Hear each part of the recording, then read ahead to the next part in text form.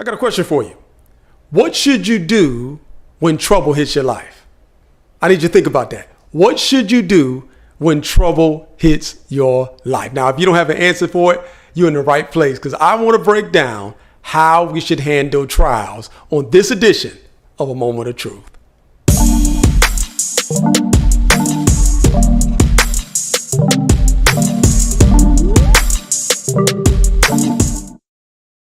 Ladies and gentlemen, if the truth be told, everyone watching this video today is either headed towards a storm, in the middle of a storm, or coming out of a storm.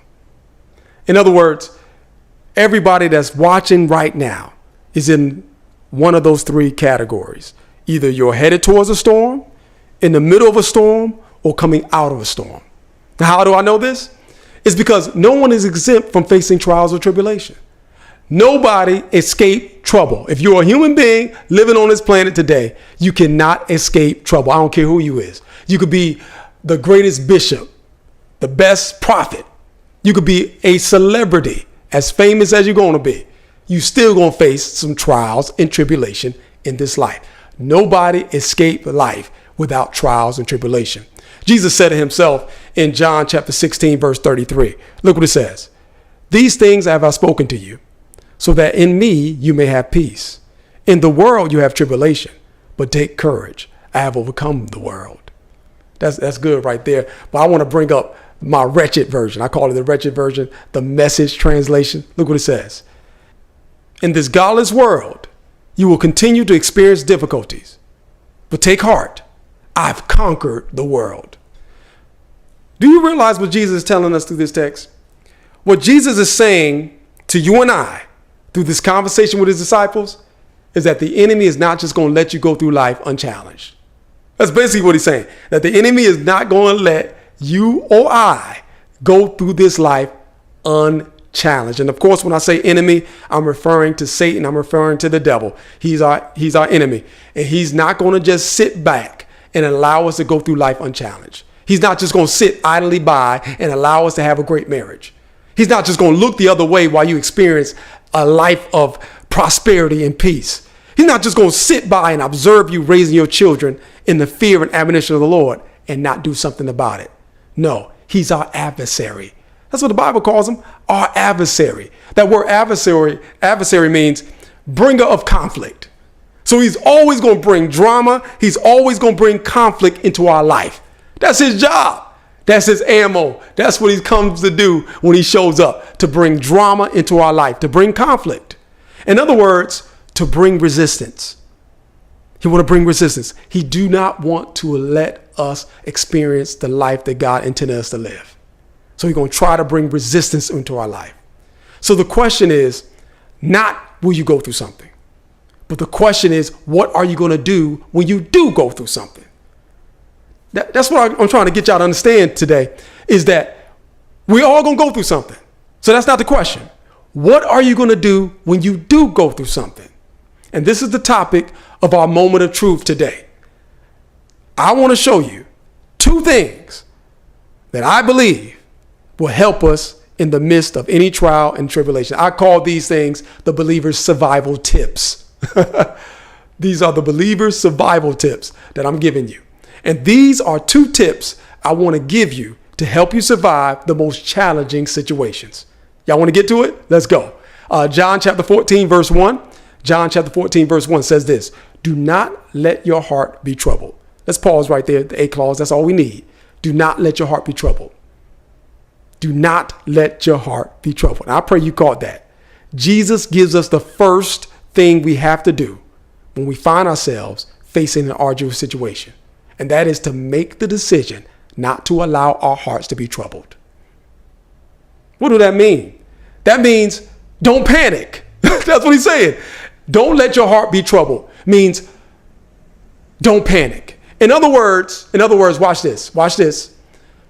There may be trouble on the outside. Don't allow trouble to get on the inside. Did y'all hear me? You're going to experience, that's unavoidable.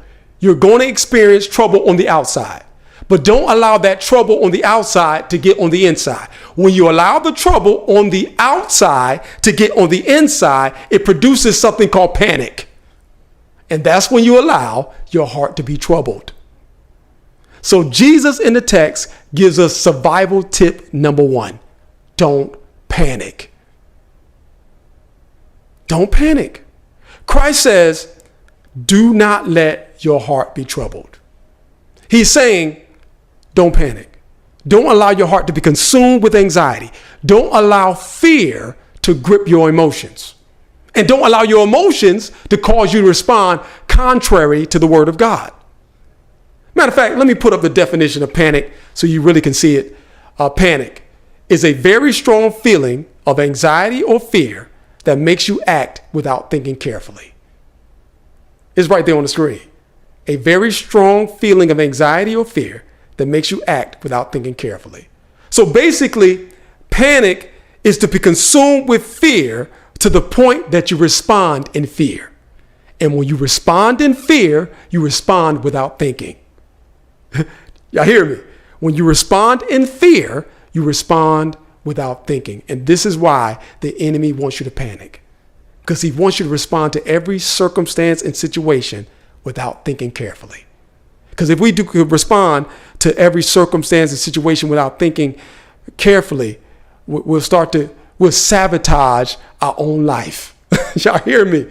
Ladies and gentlemen, it's critical that we get it, because your first reaction to a crisis could determine the outcome of that crisis. Can I say that one more time? Your first reaction to a crisis could determine the outcome of that crisis. In other words, your first response in the battle may determine if you win or lose that battle. So the very first thing we have to do it. And we can't let this go. We have to do it. We cannot allow our hearts to be troubled. We can't panic. When trouble hits us, when a problem arises, we got to make sure we don't panic. We can't allow ourselves to panic. Instead, we have to grab a hold of our emotions, grab a hold of our heart, and set it in the direction it should be going. We should set our heart towards the right thing. And what is that direction we should set our heart? What is the right thing we should set our hearts towards? And that is survival tip number 2, belief in God. Belief in God. Our hearts should be set on belief in God. Okay, can I prove it? Let's go to John chapter 14, verse 1. Let's read it in its entirety. John chapter 14, verse 1. Let not your heart be troubled. You believe in God, believe also in me. Let your heart not be troubled.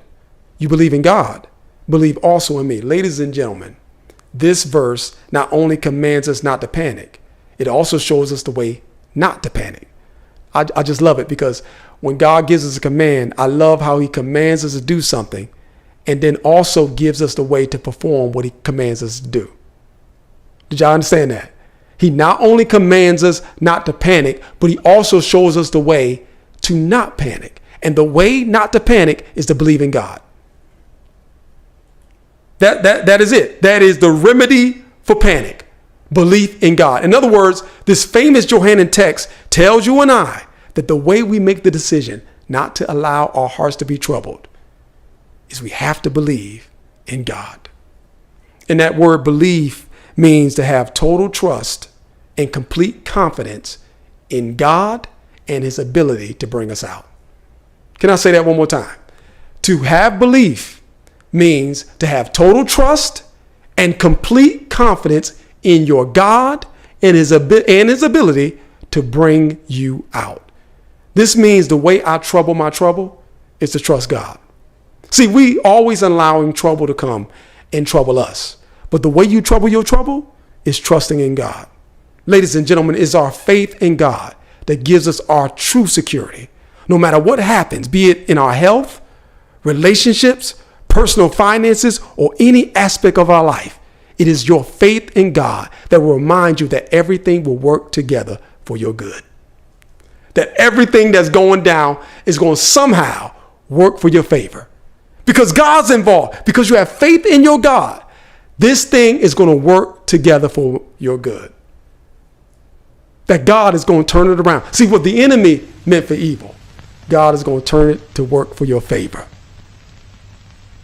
I believe God is trying to get us to a place that instead of dwelling on the problem and its potential of taking us out, we start dwelling on our God and his ability to use that problem to take us up. I'm going to say that again so you can hear me clearly. God is trying to get you and I to a place that instead of dwelling on the problem and its potential of taking us out, we start dwelling on our God and his ability to use that problem to take us up. His ability to use that circumstance and situation to be a stepping stone into your destiny. Oh, yes, he can do it. He can work all things together for our good. So, ladies and gentlemen, as I stated at the beginning of this feeble dissertation, the key to not losing the battle is not to panic. And the key to overcoming panic is to believe in your God. Did y'all hear me? The way we are not going to lose the battle is not to panic. And the key to not panicking is having trust in your God, to believe in him. Because to trust God is to refuse to panic. To trust God is to refuse to fear. And I don't know where you are in your life right now. You may be facing your darkest hour. But even in your darkest hour, you need to lean on your God. You must trust him. You got to refuse to panic. And you got to make sure that you're trusting in your God. You're trusting in your God to make this thing right. And guess what, ladies and gentlemen? God wants us to trust him. He wants us to put our total trust, our total confidence in him and his ability to bring us out. That's how we got to live. We got to live in our belief for God. So in closing, if we want to survive the storm, if we want to be able to thrive in the midst of an arduous situation, we got to do two things. Survival tip number one, don't panic. We can't panic. And survival tip number two, we have to believe in God. If we keep a hold of these two things, if we grab a hold of these two things, we'll be able to face any storm. And the storm or the trouble in your life won't be able to trouble you, but you will be able to trouble it. All right. This has been a truth moment with Corey McDonald. And if this message has been a blessing to you, why don't you subscribe to this channel right now? Hit that subscribe button so that you never miss another moment here on The Truth Television. All right. God bless y'all. Enjoy the rest of your day.